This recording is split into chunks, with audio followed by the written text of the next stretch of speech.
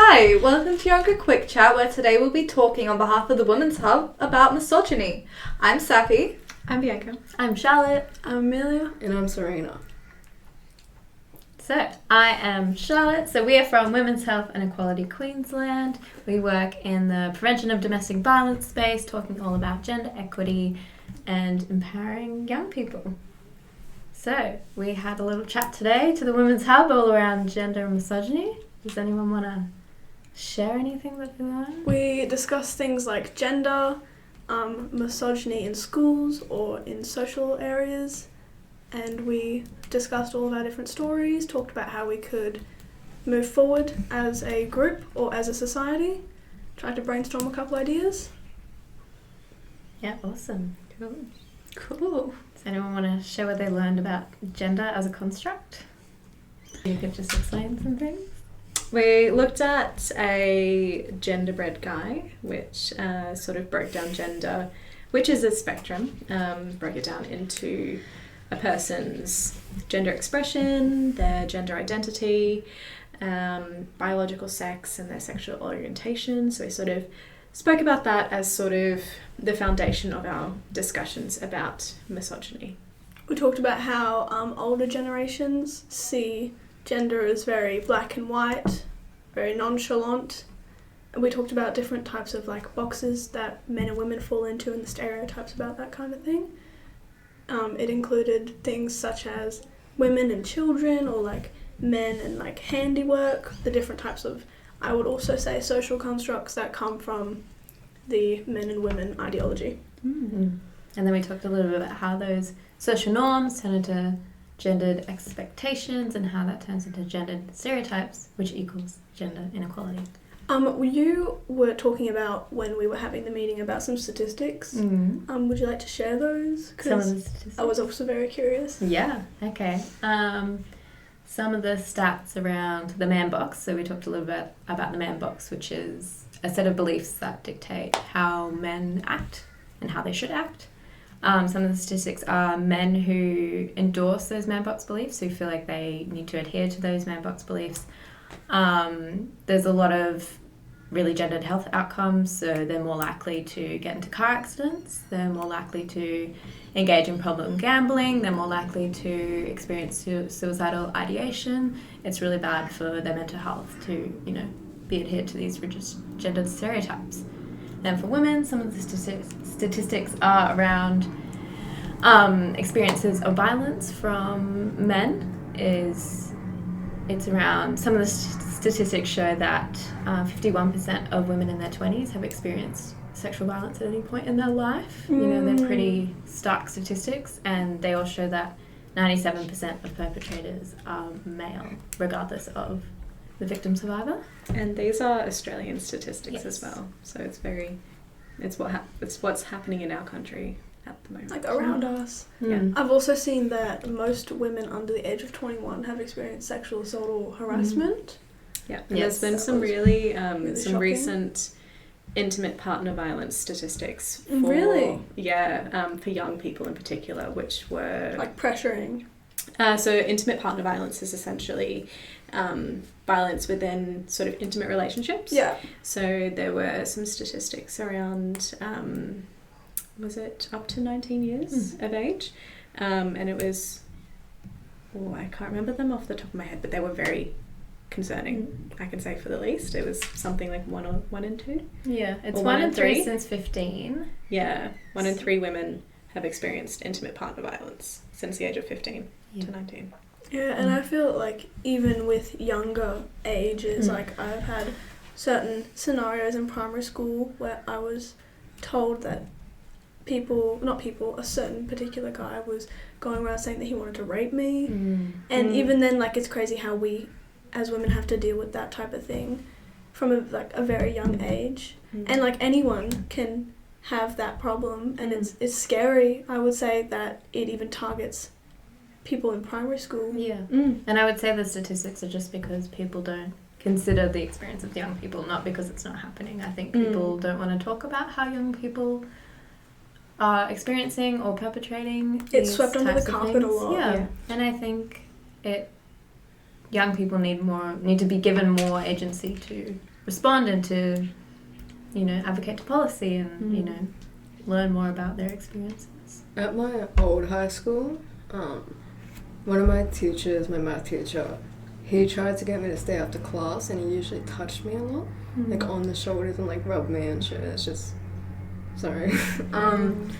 But my mum called the school about it because he tried to get me to stay after class one afternoon, and the school did nothing about it, like nothing at all. So I basically just got groomed and nothing at all happened. Which is like, why do they not bring attention to these issues? It shows that like the school doesn't want that backlash. They just sweep it under the carpet. Just because he's a loyal teacher. Member of their Yeah, these gendered outcomes and violence can all happen at all different levels of society. We talked a little bit about that today with the socio-economical model of, all the different areas that misogyny or gender inequality might appear for you guys and for society in general.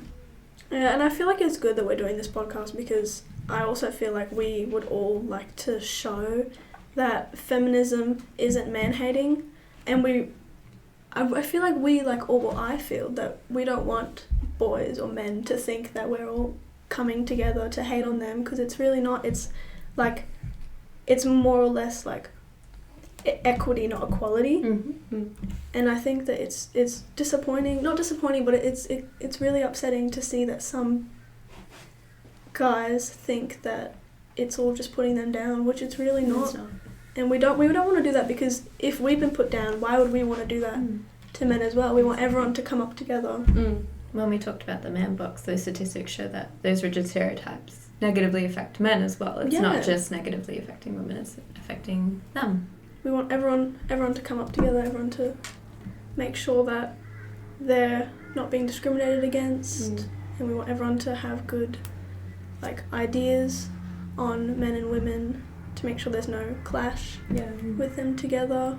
And we just want to make sure that everyone is equal. Yeah, and that's it. I think that there's a lot of misunderstanding about what feminism is, when in reality it benefits the whole of society. It's not just for women. It's not just a standard group. Yeah. You know, I feel like if one minority is being affected, it affects everyone. So we should all work together to make sure. Obviously, the world's not perfect, but we can all try and make it less of an issue. Not less of an issue, but less of a dystopia than what it is.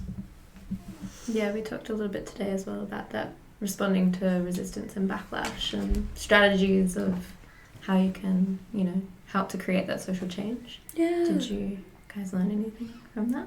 Well, it kind of reminded me of when I went, it was actually on my birthday, I went to an abortion rally. Oh, very cool. Where we all walked around the city, started chants and everything. After Roe v. Wade was overturned. It was in it was the King George Square. Yeah, Yes. that was a while ago actually. Yeah, a couple of years. Yeah. But I feel that it's a good thing, and I loved that a lot of genders were there. It wasn't just an all women thing. It was really good to see that everyone came together to support what they believed in. And I feel like that's also what we want to do with Women's Hub. We don't want to keep it sectioned. Yeah, no. We want to make sure, obviously, it's Women's Hub, but we don't want to try and make the social contract more strong. If that makes sense. We don't want it to be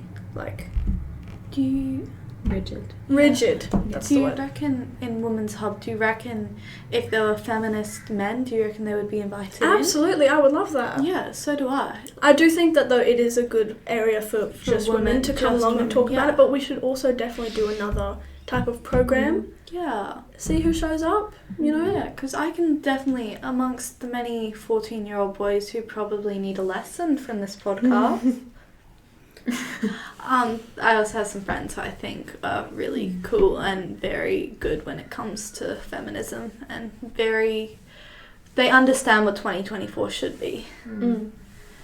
Yeah, it's those sorts of conversations need to involve everyone. Yeah. Yeah, it's good you've got the Hub as kind of a safe space to almost strategize together and, unpack stuff together. And then, yeah, it could help you bring the conversation to a wider audience, I think. Modern day social feminism is something that I feel is really good for our community.